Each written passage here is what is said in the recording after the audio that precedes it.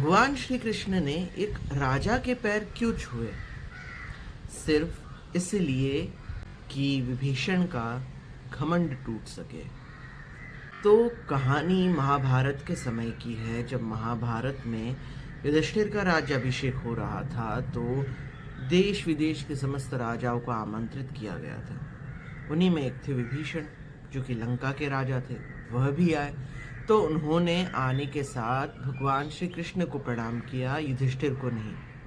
जब उनसे इसके कारण के बारे में पूछा गया तो उन्होंने कहा कि मैं सिर्फ और सिर्फ भगवान श्री कृष्ण को ही प्रणाम करूंगा, क्योंकि वो स्वयं भगवान विष्णु के अवतार है और पूर्व युग में वह स्वयं श्री राम थे, जिन्होंने मुझे अपना आशीष दिया था। विभीषण शायद भूल गए थे कि भगवान के साथ होना और भगवान के जैसा विनम्र होना दो अलग अलग बातें हैं।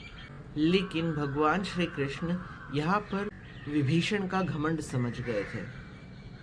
तो भगवान श्री कृष्ण मुस्कुराए और उन्होंने जाके सबके सामने युधिष्ठिर के पैर छुए। क्यों?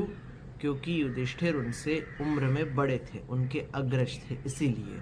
उस क्षण कृष्ण युधिष्ठिर को केवल सम्मान नहीं दे रहे थे, बल्कि विभीषण को एक गहरा संदेश भी दे रहे थे कि राम के साथ रहकर भी यदि अहंकार बाकी है तो फिर श्री राम के साथ रहने का क्या लाभ तुम्हारा। इसीलिए ईश्वर के सबसे करीब वही है जिसके अंदर विनम्रता बची हुई है। जो विनम्र है वो ही ईश्वर के करीब है, क्योंकि भक्ति से पहले विनम्रता जरूरी है। केवल भगवान के साथ रहना यही आपको महान नहीं बनाता, बल्कि उनके गुणों को अपनाना आपको महान बनाता है। श्री कृष्ण ने युधिष्ठिर के पैर छूकर यही बताया कि विनम्रता ही सच्ची भक्ति है। सोचिएगा जरूर। नमस्ते।